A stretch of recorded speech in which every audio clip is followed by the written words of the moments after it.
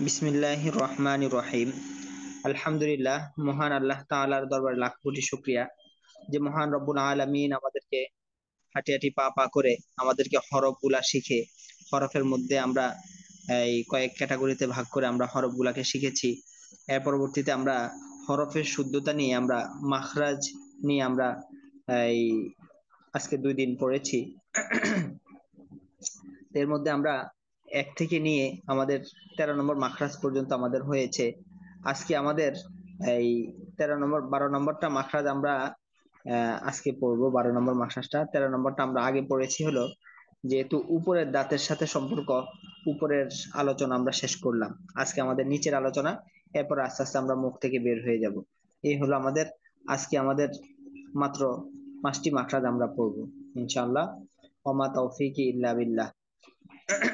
এরপর আমরা প্রত্যেক পুরা মাখরাজটাকে ভালো করে আমরা রিপিট করব।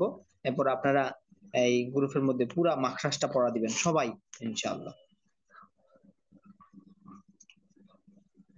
12 নম্বর মাখরাজ, জিহ্বার আগা সামনের নিচের দুই দাঁতের পেট ও আগার সঙ্গে লাগাইয়া صاد سين সা صاد سين সা। মাখরাজটি আবার বলছি। 12 নম্বর মাখরাজ, জিহ্বার আগা সামনের নিচের দুই দাঁতের পেট ও আগার সঙ্গে লাগাইয়া صاد سين সা। 14 নম্বর মাখরাজ, নিচের ঠোঁটের পেট সামনের উপরের দুই দাঁতের আগার সঙ্গে লাগাইয়া ফা। ওই আমরা ফুল ফল লিখতে যে ফ, হ্যাঁ বলে না, এই ডিটারজেন্ট পাউডারের সাথে একটা চামিচ ফ্রি, এই যে ফ্রি লিখতে যেই একটা ফ, এটা হ্যাঁ এইটাই এই ফা। 14 নম্বর মাখরাজ, নিচের ঠোঁটের পেট সামনের উপরের দুই দাঁতের আগার সঙ্গে লাগাইয়া ফা। 15 নম্বর মাখরাজ, দুই আচ্ছা দুই ঠোঁট হইতে, এখানে লিখছে দুই ঠোঁটের মাঝখান হইতে, দুই ঠোঁট হইতে ওয়াও বা মিম উচ্চারিত হয়। এগুলো নরমাল সবাই পারবেন। 15 নম্বর মাখরাজ, দুই ঠোঁট হইতে ওয়াও বা মিম উচ্চারিত হয়। 16 নম্বর মাখরাজ, মুখের খালি জায়গা হইতে মদের হরফ পড়া যায়, যেমন বা বি ও। এখানে দেখছে পড়া হয় পড়া যায় একই কথা, হ্যাঁ। 16 নম্বর মাখরাজ, মুখের খালি জায়গা হইতে মদের হরফ পড়া হয়, যেমন বা বি ও। 17 নম্বর মাখরাজ, নাকের বাঁশি হইতে গুন্না উচ্চারিত হয়, যেমন আন্না আম্মা। দেখছেন আমাদের একেবারে সুন্দর করে এখানে দিয়ে দিছে। শুরু থেকে আমাদের এই যে 1 নম্বর মাত্রা শুরু হলো আস্তে আস্তে আস্তে আস্তে আস্তে আস্তে আস্তে আস্তে আমরা মুখ থেকে বের হয়ে গেলাম, একবার সর্বশেষ নাকে গিয়ে পৌঁছলাম। দেখছেন? তো এইভাবে আমরা মনে রাখতে খুবই সহজ, মনে রাখতে খুবই সহজ। প্রথম 3টা মাখরাজ হলকের মধ্যে, পরের মাখরাজ জিহ্বার মধ্যখানের মধ্যেই হলো 4টা মাখরাজ। হলকের জিহ্বার গোড়া থেকে একটু আগে বাড়ে জিহ্বার মধ্যখান, এরপর জিহ্বার গোড়া কিনারা 7 নম্বর মাখরাজ।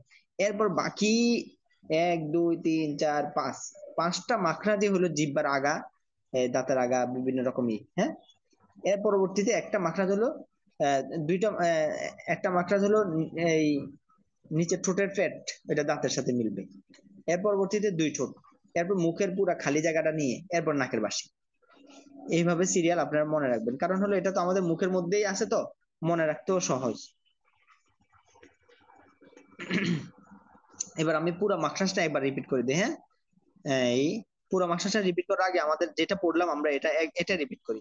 12 নম্বর মাখরাজ, জিহ্বার আগা সামনের নিচের দুই দাঁতের পেট ও আগার সঙ্গে লাগাইয়া সদ সিন সা। তার এরপর হলো 14 নম্বর মাখরাজ, নিচের ঠোঁটের পেট সামনের উপরের দুই দাঁতের আগার সঙ্গে লাগাইয়া ফা।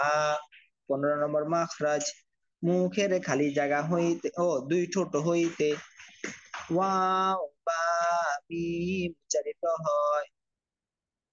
16 নম্বর মাখরাজ মুখের খালি জায়গা হইতে আমাদের হরফ পড়া যায়, যেমন বা বি বু।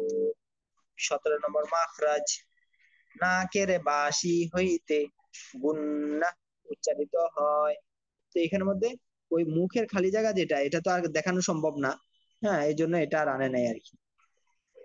আচ্ছা, তাহলে মাখরাজটা আশা করি সবার বুঝে আসছে। তারপরও আমি এই শুরু থেকে একবার রিপিট করে দেই। হ্যাঁ, এক উচ্চারণের স্থানকে মাখরাজ বলে। আরবি হরফ 29টি, মাখরাজ 17টি। 1 নম্বর মাখরাজ হলকের শুরু হইতে হামজা হা। 2 নম্বর মাখরাজ হলকের মধ্যখান হইতে আইন হা। 3 নম্বর মাখরাজ হলকের শেষ হইতে গাইন খ। 4 নম্বর মাখরাজ জিহ্বার গোড়া তার বরাবর উপরে তালুর সঙ্গে লাগাইয়া 2 নক্তাওয়ালা কফ। 5 নম্বর মাখরাজ জিহ্বার গোড়া থেকে একটু আগে বাড়াইয়া তার বরাবর উপরে তালুর সঙ্গে লাগাইয়া মধ্যখান পেঁচানো কাফ। 6 নম্বর মাখরাজ জিহ্বার মধ্যখান তার বরাবর উপরে তালুর সঙ্গে লাগাইয়া জিম শিন ইয়া।